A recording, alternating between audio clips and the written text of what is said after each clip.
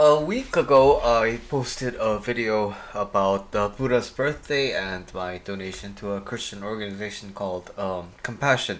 And today I wanted to talk a little bit more in depth about that experience. So, how that came about was basically my dad's visiting in town, and we just got to talking about a lot of the things that we don't really get to talk about in his usual visits to the United States because there's other family and there's always like dinner and then they always stay somewhere else and then so we just have these sort of more or less conversations around catching up about recent things and then we just go our ways and it's always sort of been like that.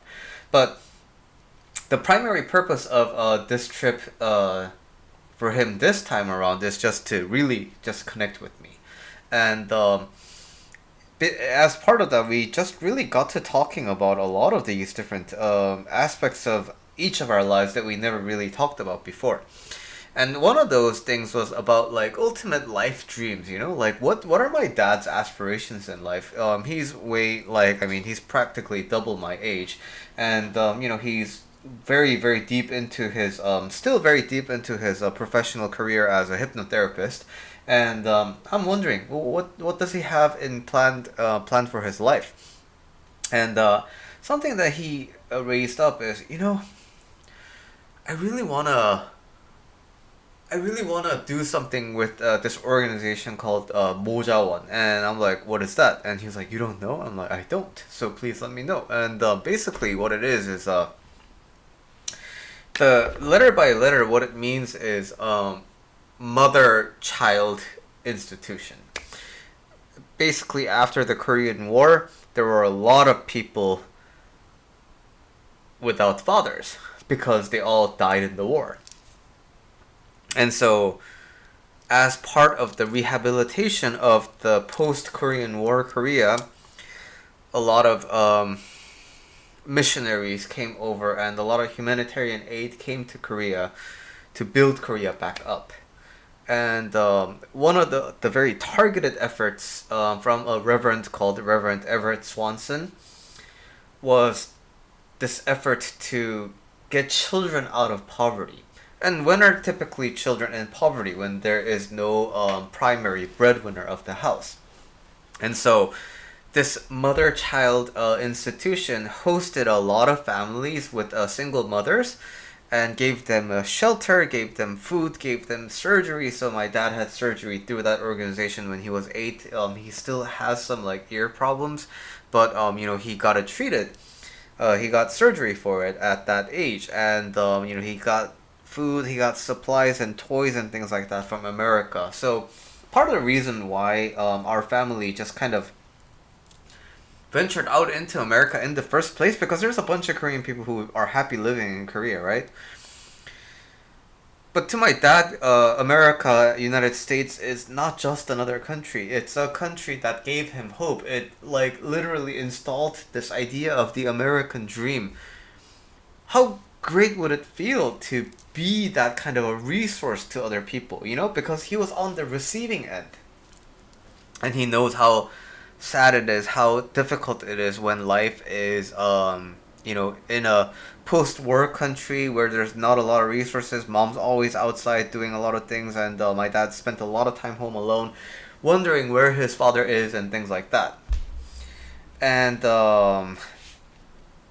but anyway, this mother-child organization still exists in Korea, but now is like rebranded as something called Compassion. So that's the extent my dad knew about it. But he got caught up in life. Like a lot of things happened. Busy.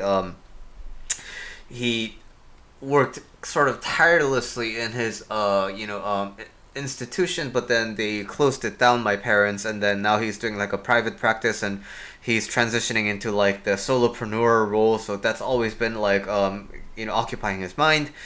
Now he just remembers the name Compassion. So I looked at the website and I tried to search for it because hey, it was Buddha's birthday, so I was looking for a place to donate to anyway, right? So here's the Korean version of that website, right? And now it's more about inviting Korean people to give to the international community. And now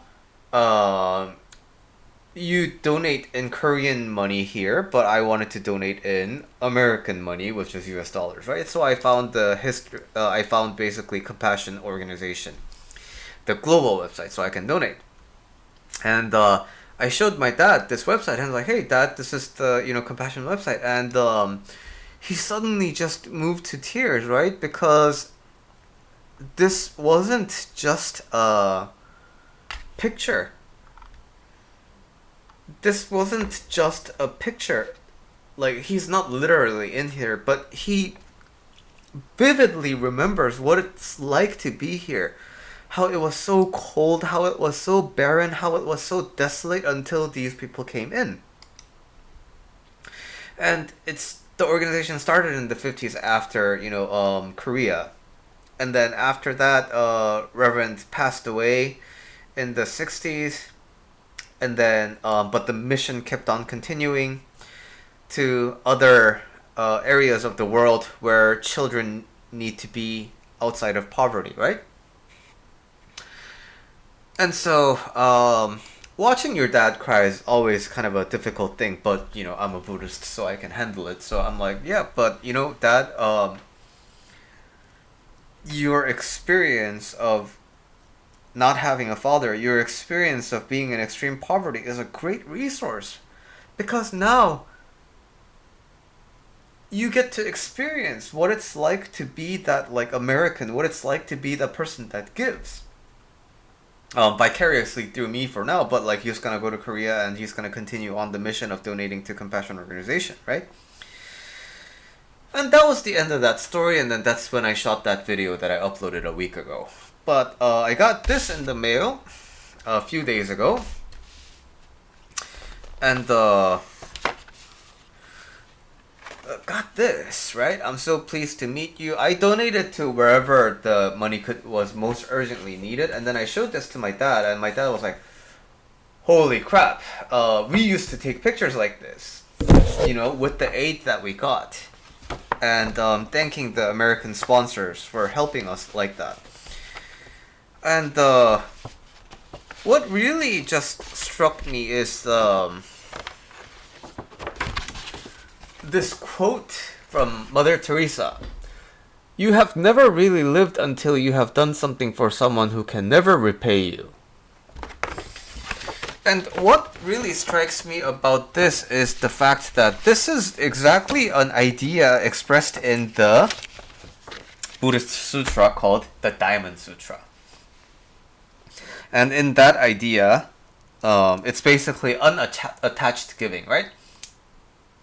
When I give to the homeless person and they don't like the food that I gave you, like I can be in contempt, right? "You're fucking homeless. How can you not like my offering?" and things like that.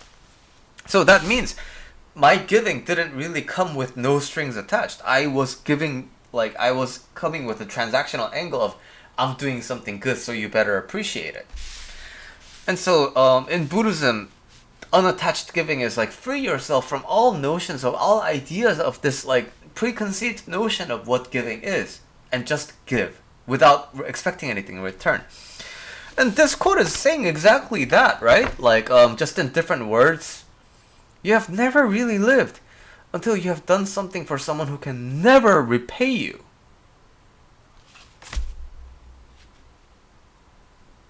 And it is my belief that all religions are ultimately more or less saying the same thing.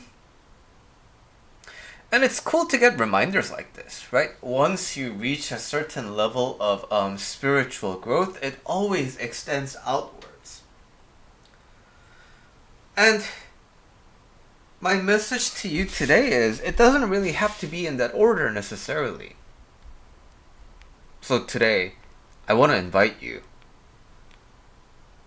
What if you gave to someone who can never repay you back? I guarantee you, it will be a very unique experience.